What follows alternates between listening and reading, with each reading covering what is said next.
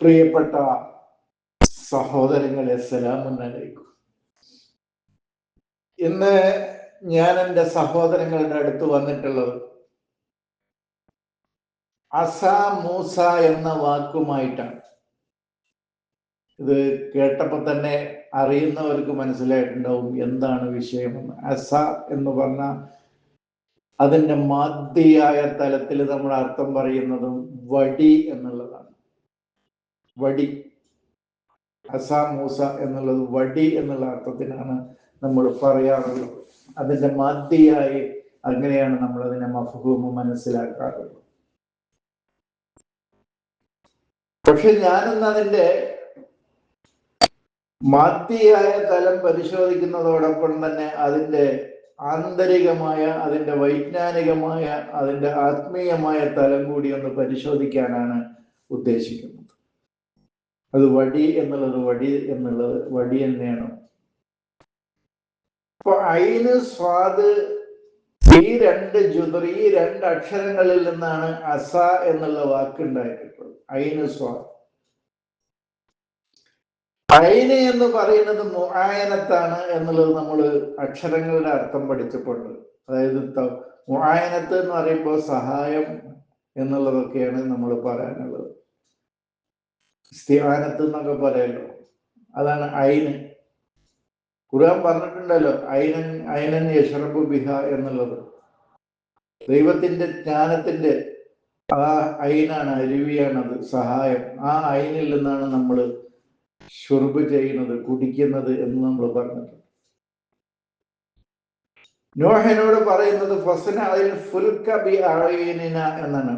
എൻ്റെ ഐന് കൊണ്ട് നീ ഫുൽക്ക് നിർമ്മിക്കുക. നമ്മളൊക്കെ നിർമ്മിക്കേണ്ട കപ്പലാണ് അത്. നമുക്ക് സഞ്ചരിക്കാൻ, ആത്മീയമായ യാത്രക്ക് നമുക്ക് നിർമ്മിക്കേണ്ട കപ്പലാണത്. അത് ദൈവികമായ ജ്ഞാനത്തിന്റെ ഐന് കൊണ്ടാണ് നമ്മൾ ഉണ്ടാക്കേണ്ടത്. അപ്പോൾ ആ ജ്ഞാനത്തിലൂടെ വ്യക്തത നേടിക്കൊണ്ടാണ് ആ കപ്പൽ നമ്മൾ നിർമ്മിക്കുകയും അതിലാണ് നമ്മൾ സഞ്ചരിക്കുകയും ചെയ്യേണ്ടത്. അപ്പൊ തന്നെ ഐന് സ്വാദ് എന്ന് പറയുന്നത്, സ്വാദ് നമുക്കറിയാം, സ്വദ് എന്ന് പറയുന്നത് തടയുക എന്ന, ഇബ്തന എന്നുള്ള അർത്ഥത്തിലാണ് സ്വദ്. യസുദ്ദൂന അൻ സബീലില്ലാഹി എന്ന് പറയുന്ന സ്വാദ്. പിന്നെ സ്വാദ യസീദു സയ്യിദ് എന്ന് പറഞ്ഞാൽ വേട്ടയാടുക എന്ന് പറയുന്ന അർത്ഥമുണ്ട്, ക്യാച്ച് ചെയ്യുക. ഖുർആൻ ഉപയോഗിച്ച വാക്കാണ് സയ്യിദുൽ ബഹർ. ഉഹില്ലലക്കും സയ്യിദുൽ ബഹരി എന്ന് പറയുന്നത് സ്വാദ യസീദു സയ്യിദ് എന്ന് പറയുന്നത്. അങ്ങനെ രണ്ട് തലങ്ങൾക്കും അത് പറ്റും. അപ്പൊ ഈ രണ്ട് അക്ഷരങ്ങളും ചേർത്ത് വെക്കുമ്പോൾ അതിന്റെ ആശയം നമ്മൾ മനസ്സിലാക്കുമ്പോൾ ആകത്തുക നമുക്ക് മനസ്സിലാക്കാൻ കഴിയുന്നത്,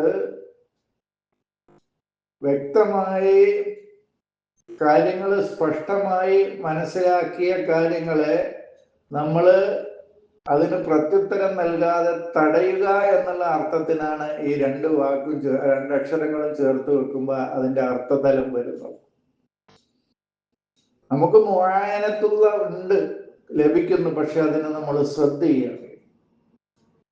അതാണ് റസൂല് എന്ന് പറയുന്നത്. ഫിർഔന് സ്പഷ്ടമായ വ്യക്തമായ ഹുജ്ജത്തുകൾ വന്നു കിട്ടിയിട്ടും അവൻ ഇസ്തിജാബത്ത് നൽകാതെ, ഉത്തരം നൽകാതെ അതിനെ തടഞ്ഞു എന്ന് പറയുന്നത്. മനസ്സിലായിട്ടുണ്ടാവും എൻ്റെ സഹോദരങ്ങൾക്ക്. അപ്പൊ ആദമു റബ്ബഹു, ആദമു റബ്ബിനെ ഇസ്യാൻ ചെയ്തു, ചെയ്തു എന്ന് പറയുമ്പോൾ അവിടെയും ഹുജ്ജത്തുകൾ, വ്യക്തമായ ഹുജ്ജത്തുകൾ കിട്ടിയിട്ടും അതിന് ഇസ്തിജാബത്ത് നൽകാൻ തയ്യാറാകാതെ അതിൽ നിന്ന് തടഞ്ഞു നിന്നു എന്നാണ് അതിൻ്റെ അർത്ഥം. ഇപ്പോഴും മനസ്സിലായിട്ടുണ്ടാവും കാര്യങ്ങൾ. റസൂല റബ്ബിഹിം എന്ന് വേറൊരായത്തിലുണ്ട്. അവിടെ അസ തന്നെയാണ്. റസൂലഹു എന്നും ഖുർആൻ പറയുന്നുണ്ട്. അപ്പൊ ഇവിടെയൊക്കെ മുആയനത്തുള്ളയെ ശ്രദ്ധ ചെയ്യുന്നതിനെയാണ് നമ്മൾ ഉപയോഗിച്ചതൊക്കെ. അപ്പോ ഈ മൂസയുടെ ഈ അസയും തമ്മിൽ ഒരു ബന്ധം അവിടെ നിലനിൽക്കുന്നു എന്നാണ് ഞാൻ ആമുഖമായി എൻ്റെ സഹോദരങ്ങളോട് എനിക്ക് സൂചിപ്പിക്കാനുള്ളത്. ഒരു ബന്ധം അവിടെ നിലനിൽക്കുന്നു. ഇനി നമ്മൾ ഈ മൂസയുടെ ഈ അസയുടെ ജോലി എന്തൊക്കെയാണെന്ന് നോക്ക്. അതിന്റെ എന്തൊക്കെയാണ് അതിന്റെ വലായിഫുകൾ? അൽ ഇത്തിക്കാവു അലൈഹ, ഒരു ജോലി അതാണ്. അതിനെ ഇത്തിക്കാവ്, നമ്മൾ പറയുന്നത് വടി കുത്തി നിൽക്കുക എന്നാണ്. അൽ ഇത്തിക്കാവു അലൈഹ, വടിയെ ഇത്തക്ക, കുത്തി നിൽക്കുക, ഒരു ജോലി അതാണ്. അത് ഞാൻ വിശദീകരിക്കാം. രണ്ടാമത്തത് അൽ ഹഷു ബിഹ അല വനമിഹി അലൽ വനമി. ഇപ്പൊ നമ്മൾ അതിന് കൊടുക്കുന്ന അർത്ഥം ആടുകൾക്ക് ഇല കൊഴിച്ചു കൊടുക്കും എന്നുള്ള രണ്ടാമത്തെ ഡ്യൂട്ടി. മൂന്നാമത് അതിനെ ഇൽക്കാഹ് ചെയ്യാനാണ്, അതിനെ താഴെ ഇടുക. ഇപ്പൊ പറയുന്ന അർത്ഥം ഇൽക്കാഹ് എന്ന് പറഞ്ഞാൽ താഴെ ഇടുക എന്നാണ്. പിന്നെ ആ വടി ചെയ്യുന്ന മറ്റൊരു വദീഫത്ത് തൽഖഫു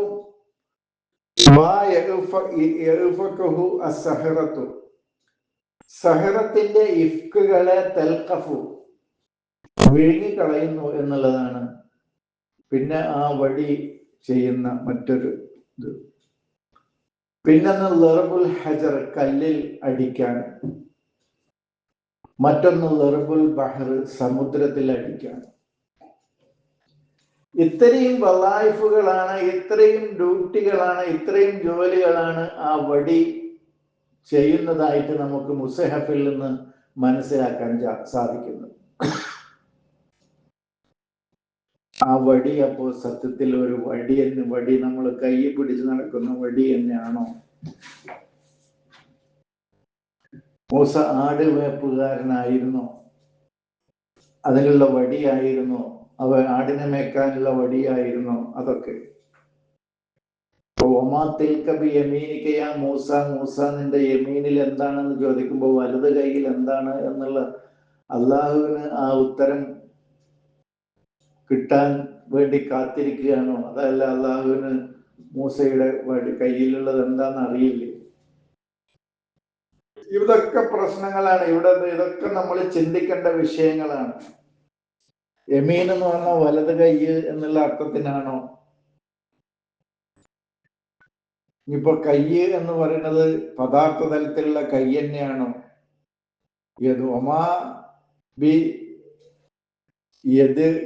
നിന്റെ വലത് എതിലെന്താണെന്ന് ചോദിച്ചിട്ടില്ല. ബി യമീനിക്ക എന്നാണ്. ഒമാതിൽക്ക ബി യമീനിക്ക യാ മൂസ എന്നാണ്. ഒമാതിൽക്ക ഫി യമീനിക്ക ബി യമീനിക്ക എന്നുള്ള വ്യത്യാസങ്ങളൊക്കെ നമ്മൾ ചിന്തിക്കേണ്ടതല്ലേ? ഇപ്പൊ ഇതൊക്കെ നമ്മൾ ഓരോന്നും സൂക്ഷ്മമായി പഠിച്ച് മനസ്സിലാക്കുമ്പോഴാണ് ഇതിന്റെ ആത്മീയമായ, അതിന്റെ വൈജ്ഞാനികമായ തലം കൂടി നമ്മൾ പരിശോധിക്കുമ്പോഴാണ് അത് നമ്മൾ ഓരോരുത്തരും ചെയ്യേണ്ടതും നമുക്ക് യുക്തിഭദ്രമായി അതിനെ ഗ്രഹിക്കാനും കഴിയാം. നമ്മൾ ഓരോരുത്തരും നമ്മുടെ ജീവിതത്തിൽ പകർത്തേണ്ട കാര്യങ്ങളാണെന്നും അതെല്ലാം തന്നെ യുക്തിഭദ്രമാണെന്നും മനുഷ്യബുദ്ധിക്ക് യോജിക്കുന്നതാണെന്നും ആ രീതിയിൽ നമുക്ക് പരിശോധിക്കുമ്പോഴാണെന്ന് മനസ്സിലാക്കാൻ കഴിയും. അല്ലെങ്കിൽ ഒരു മാജിക് ആയിട്ടേ നമുക്കത് കാണാൻ സാധിക്കുള്ളൂ. അത് ഒരു ചരിത്രമായിട്ട് അങ്ങ് വായിച്ചു പോകാമെന്നല്ലാതെ നമ്മുടെ ജീവിതത്തിൽ ഇപ്പൊ നമ്മുടെ കയ്യിലുള്ള ഒരു വടി താഴെ ഇട്ടാൽ,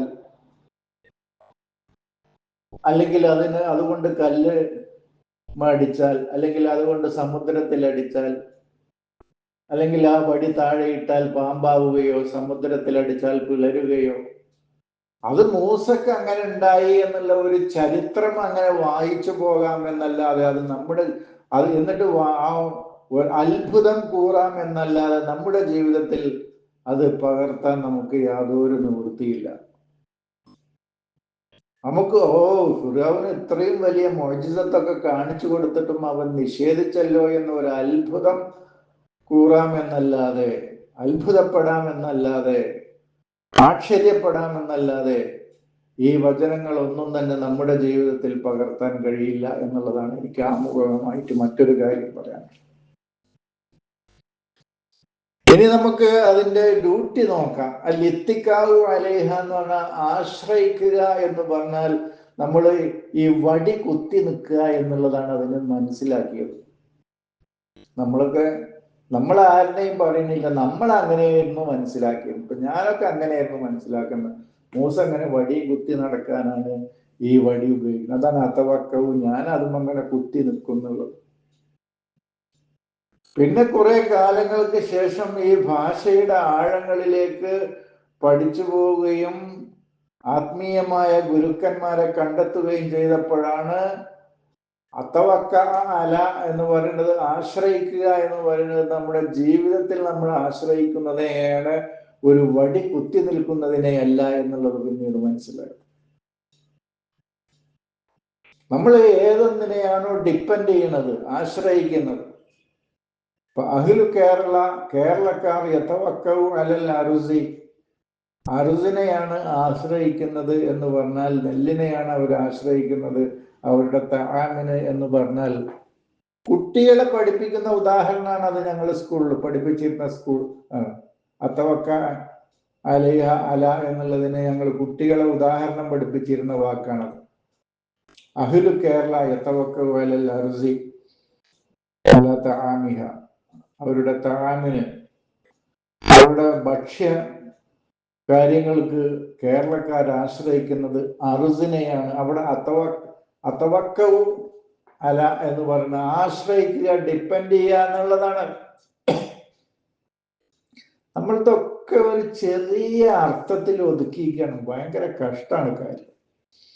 നമ്മൾ അങ്ങനെ മനസ്സിലാക്കിയിരുന്നത് നമ്മുടെ ബുദ്ധിയുടെ ആ ചെറിയ ആ ഒരു തലം ആലോചിക്കുമ്പോൾ ഇപ്പോൾ സങ്കടം തോന്നുകയാണ്.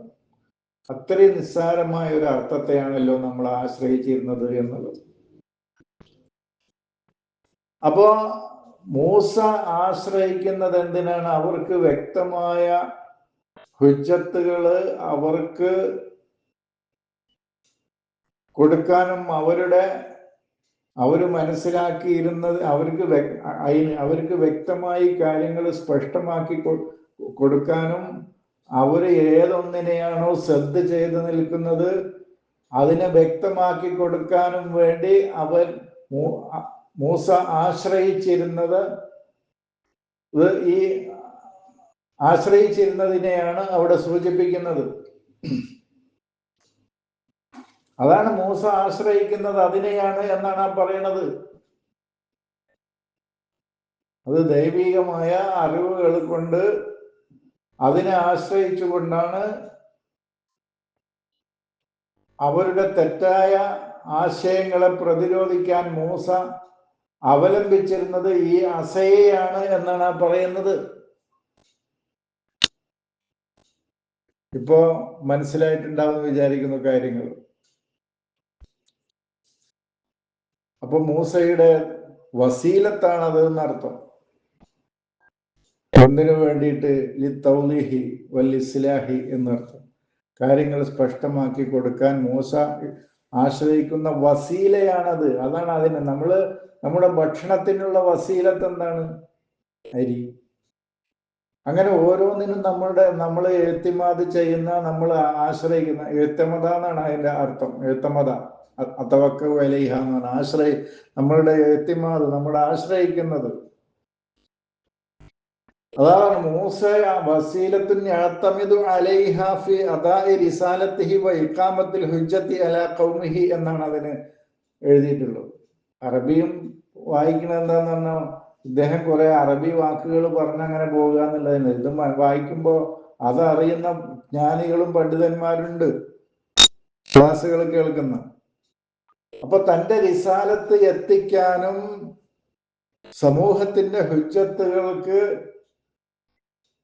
എതിരെ ദൈവികമായ ജ്ഞാനത്തെ സ്ഥാപിക്കാനും വേണ്ടി അദ്ദേഹം ആശ്രയിച്ചിരുന്ന വസീലയാണ് ഈ അസ എന്നുള്ളതാണത്.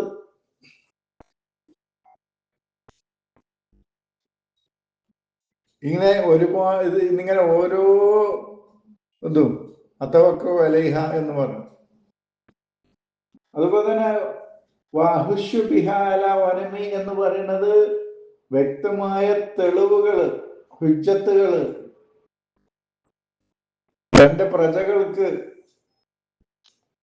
നൽകാൻ ആശ്രയിച്ചിരുന്നതും അതിനെയാണ് എന്നാണ് ആ പറഞ്ഞതിന്റെ അർത്ഥം.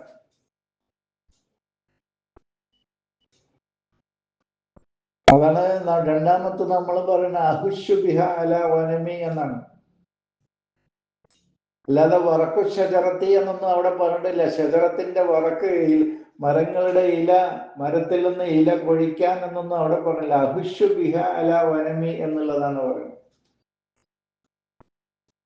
അതൊക്കെ തനിക്ക് തൻ്റെ ഉള്ളിലെ വനമുണ്ട്. ഓരോരുത്തരുടെയും ഉള്ളിൽ വനമുണ്ട്. ആ ഭാഗത്തേക്ക് ഇപ്പൊ പോകുന്നില്ല നമ്മൾ. പിന്നീട് വനം എന്താന്ന് വിശദീകരിക്കുന്നുണ്ട്. ആ വനം മിനൽ എൽമി എന്ന് പറയുന്നത് എന്താണെന്നുള്ളത്. പിന്നെ വനീമത്ത് സ്വത്ത് എന്നൊക്കെ പറയലുണ്ടല്ലോ. അതൊക്കെ വനീമത്ത് സ്വത്ത് തന്നെയാണോ, അതായത് നുക്കൂതുകൾ തന്നെയാണോ, മാ വനം മിനൽ എൽമിയാണോ എന്നുള്ളതൊക്കെ നമുക്ക് വേറെ പരിശോധിക്കുന്നുണ്ട്. പിന്നെ മൂന്നാമത് നമ്മൾ പറഞ്ഞത് അൽ ഇൽക്ക ആണ്. ആ വടി ഇടലാണ്.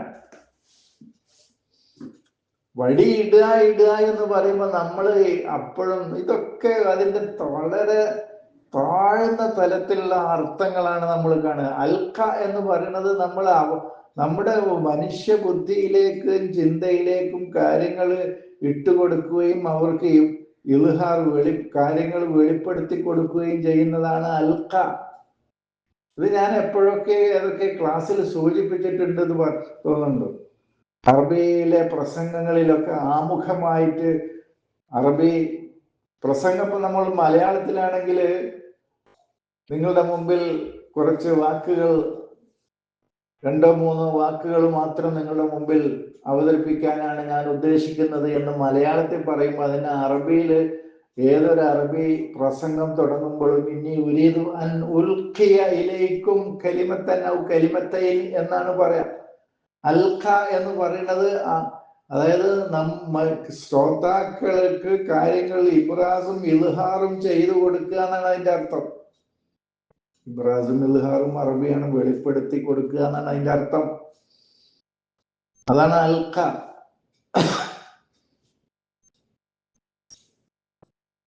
അപ്പൊ അതാണ് ഇബ്രാസാണ്, ഇൽഹാറും ചെയ്യാണ് ലിന്നാസി, ജനങ്ങൾക്ക്. അതാണ് അൽഖി എന്ന് പറയുന്നത്. അതാണ് നീ അത് അൽഖി എന്ന് പറഞ്ഞാൽ താഴെ വടി താഴെ ഇടുന്നല്ല. അങ്ങനെ മനസ്സിലാക്കുന്ന ആളുകൾ അങ്ങനെ മനസ്സിലാക്കിക്കോട്ടെ. അവരോട് തർക്കിച്ച് ജയിക്കാനൊന്നും പോകേണ്ട ആവശ്യമില്ല. അവർക്ക് അങ്ങനെ മനസ്സിലാക്കാൻ അവകാശമുണ്ട്. നമ്മൾ അതിൻ്റെ ആന്തരികമായ തലം അൽഖ എന്ന് പറയുന്നത് അങ്ങനെ അർത്ഥം അതാണോ അതിൻ്റെ ആദ്യ അർത്ഥം എന്നുള്ളത് നിങ്ങളൊന്ന് സഹോദരങ്ങളൊന്ന് പരിശോധിച്ചാൽ മതി. അൽഖ എന്ന് പറയുമ്പോൾ ഇൽഖ എന്ന് പറഞ്ഞാൽ പിന്നെ ഉബരിസുഹ ലിന്നാസി അല്ലെങ്കിൽ ഉളിഹിറുഹ ലിന്നാസി എന്നാണ്. നമ്മളുടെ മുന്നിലിരിക്കുന്ന ആളുകളുടെ മനസ്സിലേക്കും ചിന്തയിലേക്കും കാര്യങ്ങൾ ഇട്ടുകൊടുത്ത് അവർക്ക് വ്യക്തമാക്കി കൊടുക്കലാണ് അതിൻ്റെ ലക്ഷ്യം. അതാണ് അൽഖി എന്ന് പറയുന്നത്. പിന്നെ അത് തൽഖഫു മാ യൂഫിക്കൂൻ എന്ന് പറയുന്നത് നമ്മുടെ ഉള്ളിലെ സഹറത്തുകൾ ഉണ്ടാക്കിയെടുക്കുന്ന ഇഫ്കുകൾ ഉണ്ടാവില്ലേ, തെസീഫുകൾ, വ്യാജങ്ങൾ ഉണ്ടാവും, കെതിബുകൾ ഉണ്ടാവും. ആ കെതിബുകളൊക്കെ ഇത് ഇല്ലാതാക്കുകയാണ് ചെയ്യുന്നത്. അതാണ് ഇഫ്ക് എന്ന് പറയുന്നത്. അല്ലാതെ അവരുടെ പാമ്പിനെ അല്ല വിഴുങ്ങുന്നത്.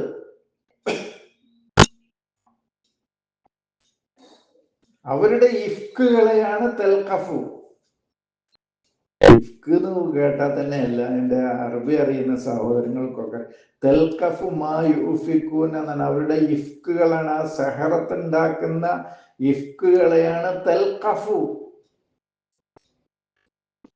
ആയിഷാനെ കുറിച്ച് ഇഫ്ക് പറഞ്ഞുണ്ടാക്കി എന്നൊക്കെ പറഞ്ഞ ഒരു കഥ. അതാണ് ഇഫ്ക് എന്ന് കേൾക്കുമ്പോൾ തന്നെ അറിയാമെന്ന് ഞാൻ പറഞ്ഞത്.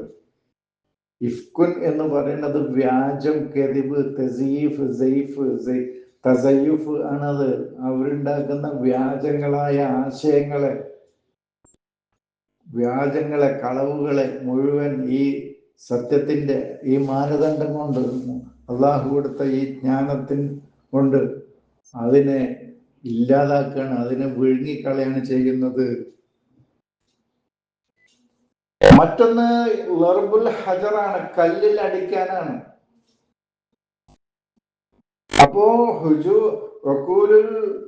പിന്നെ തഹജീറായ ഒക്കൂലുകളില് ഈ ജ്ഞാനം കൊണ്ട് വ്യക്തമാക്കി കൊടുക്കാനാണ് പറഞ്ഞത്. ലർബ് നമ്മൾ വിശദീകരിച്ചിട്ടുണ്ട്. ലിയാഹും റുയത്തും ബയാനും കൊടുക്കാനാണ്. എവിടെ? ഹജറില്. തഹജീറുൽ ഒക്കൂലുകൾ ഉണ്ടല്ലോ, കുലൂബുഹും മുതഹജ്ജിറുണ്ടല്ലോ, കല്ലായ കൽബുകളുണ്ടല്ലോ, ഒക്കൂലുകളുണ്ടല്ലോ, അതിലേക്ക് കാര്യങ്ങൾ സ്പഷ്ടമാക്കി കൊടുക്കാനാണ് പറയുന്നത്. അല്ലാതെ ഏതെങ്കിലും ഒരു കൽമ പോയി ഒരടി കൊടുക്കാനല്ല. അപ്പൊ അതിന് വെള്ളം അങ്ങനെ മനസ്സിലാക്കുന്ന ആളുകൾ അങ്ങനെ മനസ്സിലാക്കട്ടെ.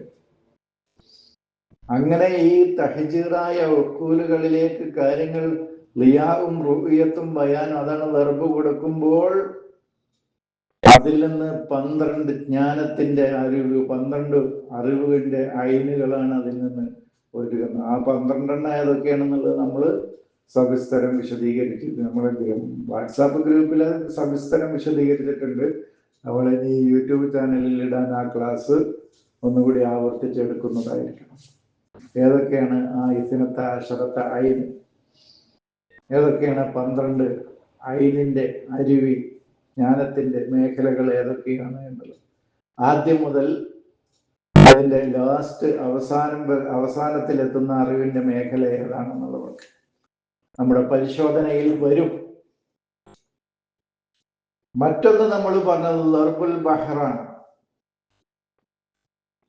ജ്ഞാനത്തിന്റെയും അജ്ഞാനത്തിന്റെയും വഴികൾ, അറിവിന്റെ ഏതൊക്കെ മേഖലകളാണ് എന്നുള്ളത് വ്യക്തമായി സ്പഷ്ടമായി അതിനെക്കുറിച്ച് വിശദീകരിച്ചു കൊടുക്കുമ്പോഴാണ് രക്ഷാമാർഗം കണ്ടെത്തുക,